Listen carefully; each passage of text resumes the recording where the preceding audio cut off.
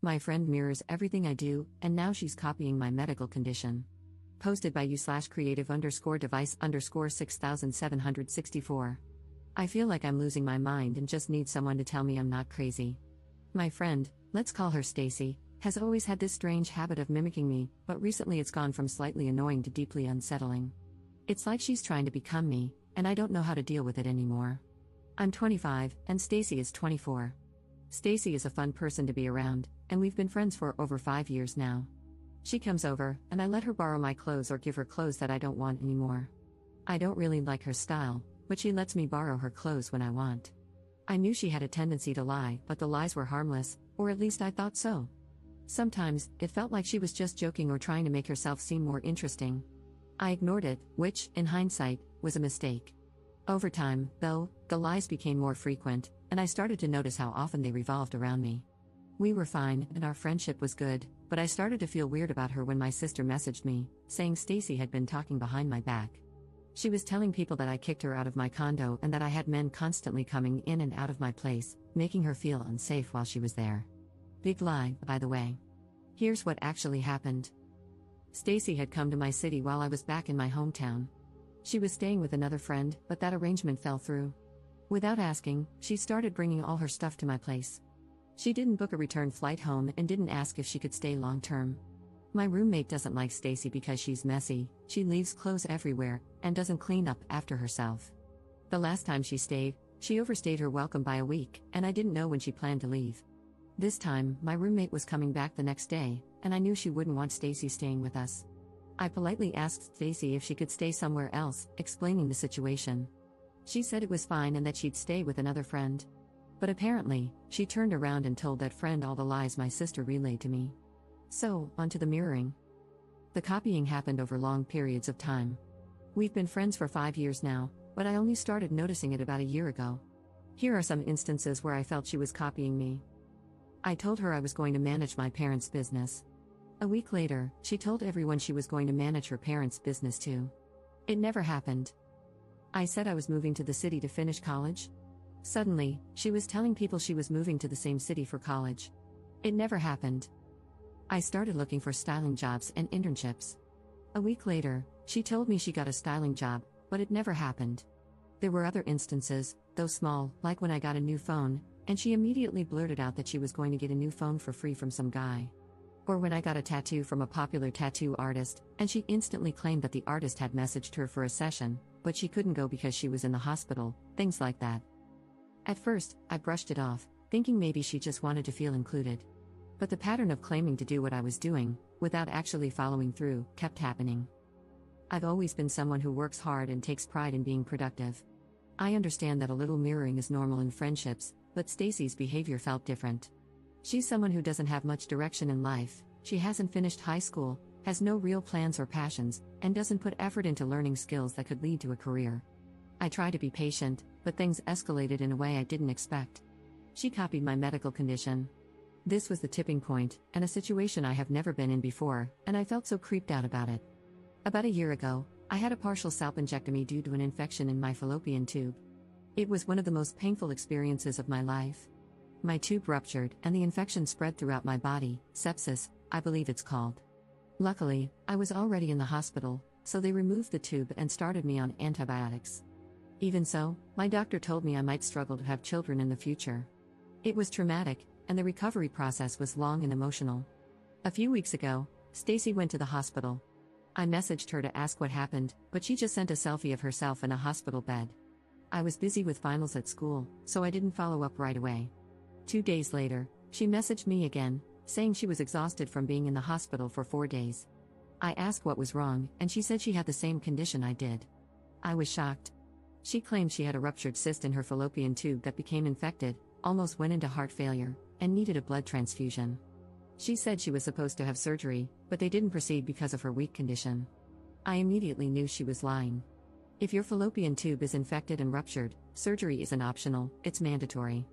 I'm not a doctor, but after my experience, I did a lot of research, and what she described just didn't make sense.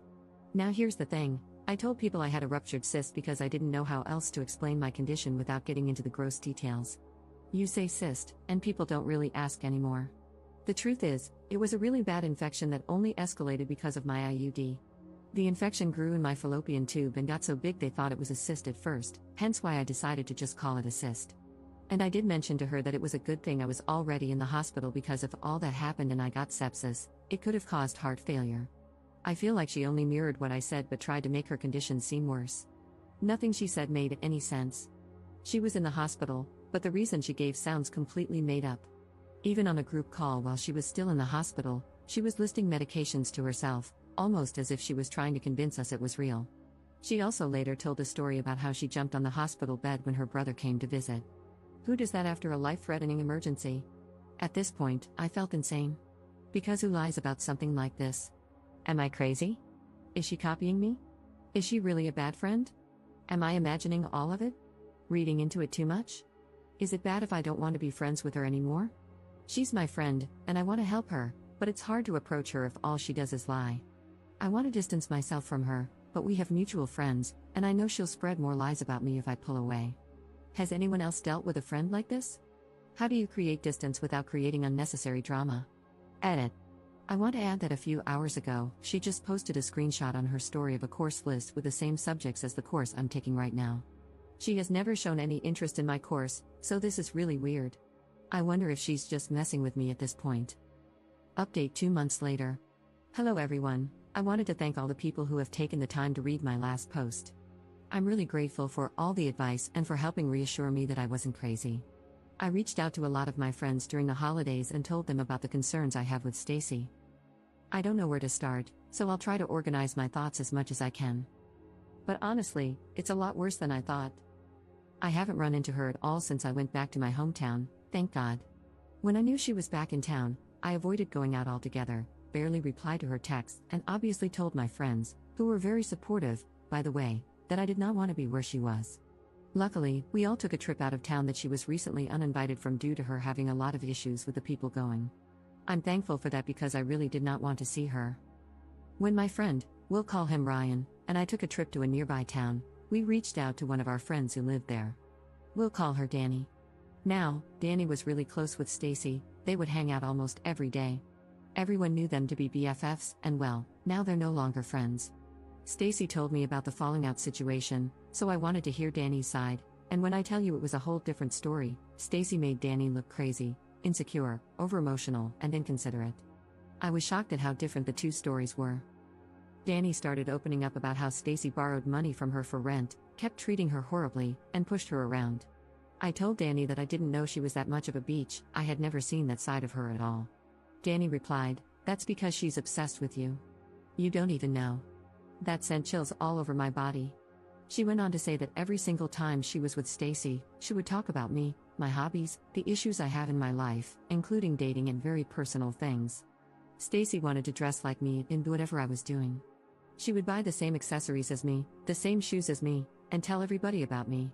She would talk about how she and I were really close. Anytime I dyed my hair, she would want the same colors. It made me feel so uncomfortable hearing all of this, knowing I thought this girl was my friend. But at the same time, she would apparently belittle me. Anytime someone gave me a compliment and I wasn't there, she would tell people I smell bad, have poor hygiene, and that I slept with a lot of guys. She would also claim that I got all of my connections from her. Meanwhile, she was telling Danny that she was only friends with me because she could get connections from me. Hello, the contradictions? And Danny added that Stacy does not shower. She doesn't even own her own soap, shampoo, or conditioner. That's when I realized where the comments about me having bad hygiene were coming from. All of the insults she throws at other people are really just reflections of herself. She sleeps around. She has bad hygiene. She gets her connections from me. She is insecure. These are the kinds of things she would say about others, and now I see the pattern. It's all just her mirroring her own insecurities and projecting them onto other people. I couldn't say I was shocked, but I was definitely hurt and had chills. When I asked Danny how long this had been going on, she replied, "Since the first time she met Stacy, which was 4 years ago. I can't believe I was friends with Stacy for so long and never noticed how toxic she was. She would even end up not paying her rent because she'd spend all her money buying the same things I had or traveling to my city to visit me. Also, I kind of figured out her medical condition that she claimed was the same as mine. It was an STI/STD. One of the guys she was seeing also ended up in the hospital, and she accidentally let it slip to one of our friends that it was because of her infection.